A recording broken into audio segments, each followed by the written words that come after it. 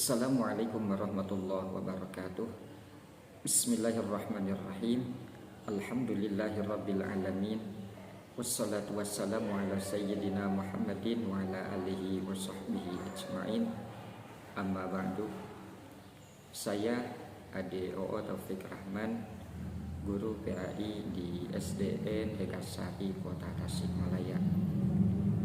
Alhamdulillah, setelah melewati 2 tahapan seleksi, yaitu seleksi administrasi dan tes ICPT, saya berkesempatan untuk mengikuti pelatihan jarak jauh atau PJJ PAI SD Angkatan Pertama di Balai Diklat Keagamaan Kota Bandung, Kanwil Kemenag Provinsi Jawa Barat.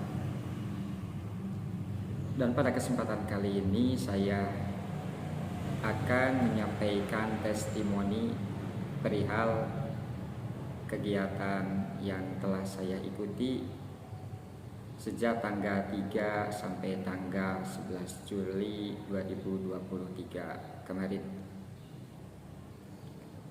Motivasi utama saya mengikuti PJJ PAI di BDK tersebut ialah karena saya selaku seorang guru atau seorang pendidik menyadari bahwa setiap saat saya harus berusaha untuk memberikan pelayanan yang terbaik kepada murid-murid saya atau kepada para peserta didik yang saya bina, yang saya didik, yang saya bimbing. Dan hal ini, pelayanan terbaik hanya bisa diberikan tentunya apabila saya sendiri sebagai seorang guru senantiasa memacu diri untuk terus meningkatkan kompetensi saya selaku seorang guru. Nah, dengan motivasi tersebut maka saya bismillah pada waktu itu untuk ikut seleksi, dan alhamdulillah bisa menjadi salah seorang peserta di dalamnya. Hal pertama yang ingin saya sampaikan adalah bahwa selama pelaksanaan PJJ PAI SD di BDK yang baru selesai kemarin itu, saya dan juga para peserta lainnya dibelajarkan untuk bisa memahami, untuk bisa menganalisis SKL, KIKD, menganalisis CP, TP, dan ATP. Selain itu, kami juga dibelajarkan untuk bisa memahami tentang konsep pembelajaran PAI-SD.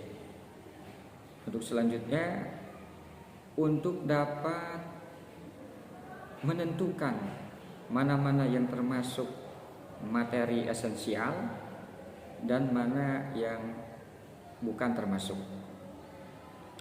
Kami juga dibelajarkan tentang metodologi pembelajaran PAI SD. Sebagaimana kita ketahui bersama bahwa metodologi pembelajaran itu merupakan pengetahuan tentang metode-metode pembelajaran. Pemilihan metode pembelajaran yang tepat insya Allah akan membantu, bahkan akan bisa mempercepat peserta didik untuk dapat mencapai tujuan-tujuan pembelajaran yang sudah ditentukan. Selanjutnya, kami juga dibelajarkan mengenai penilaian pembelajaran. Sebagaimana kita ketahui bahwa di kurikulum Merdeka ini istilah penilaian itu disebut dengan asesmen. Berbeda dengan kurikulum-kurikulum sebelumnya yang memisahkan antara asesmen dengan pembelajaran, maka di kurikulum Merdeka ini pembelajaran dan asesmen itu merupakan sebuah kesatuan yang tidak bisa dipisah-pisahkan. Di kurikulum Merdeka ini, asesmen itu harus dilaksanakan sejak di awal pembelajaran, selama proses pembelajaran, dan di akhir pembelajaran.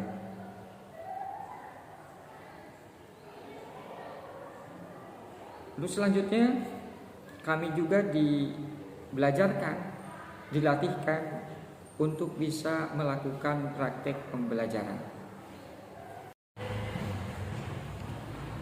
Selanjutnya, sebagaimana kita ketahui bersama bahwa dalam kurikulum Merdeka itu dikenal istilah P5 atau proyek penguatan profil pelajar Pancasila.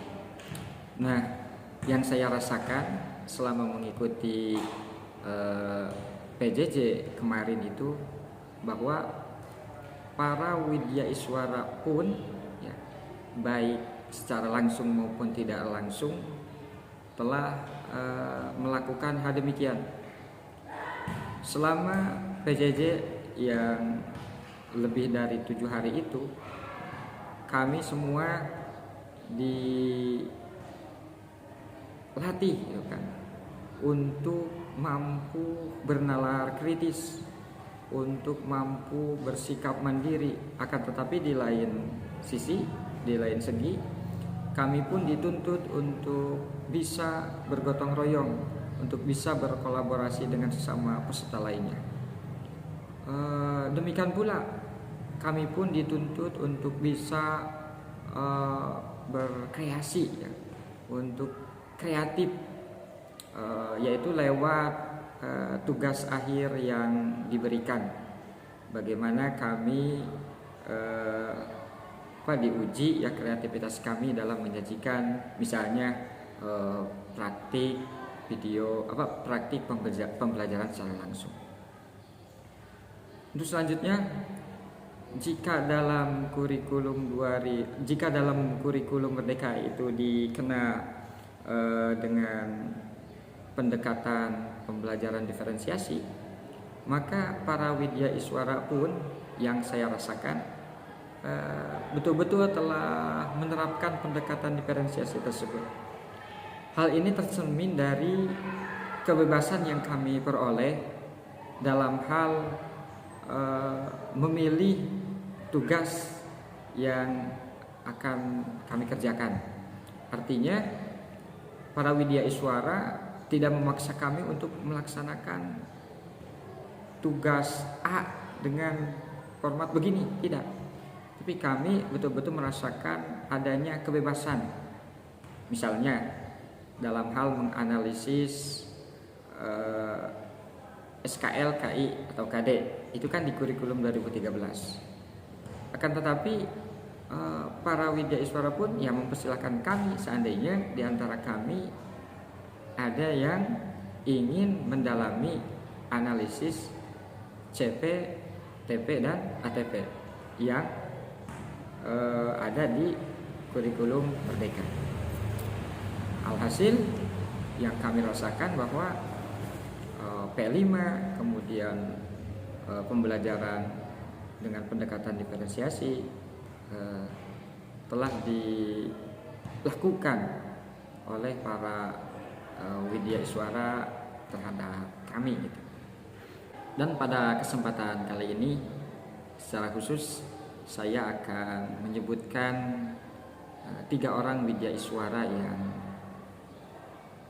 betul-betul saya dan para peserta lainnya merasakan kebaikan-kebaikannya, kemudian dukungan-dukungannya, perhatian yang sangat besar yang beliau berikan kepada kami semua. Yang pertama ada Ibu Dr. Hajah Emma Himayatur Rahmah MAG. Beliau adalah sosok widyaiswara yang cerdas, tegas, akan tetapi ramah dan bijaksana. Beliau juga punya jiwa humoris. Yang kedua, Bapak Dr. Haji Muarifin MAG. Beliau adalah sosok widyaiswara yang berpengalaman luas, tegas, bijaksana dan baik hati. Selanjutnya yang ketiga, Bapak Yayan Mulyana MPDI. Beliau adalah widya iswara yang berwawasan luas, tegas, dan juga penuh kelembutan.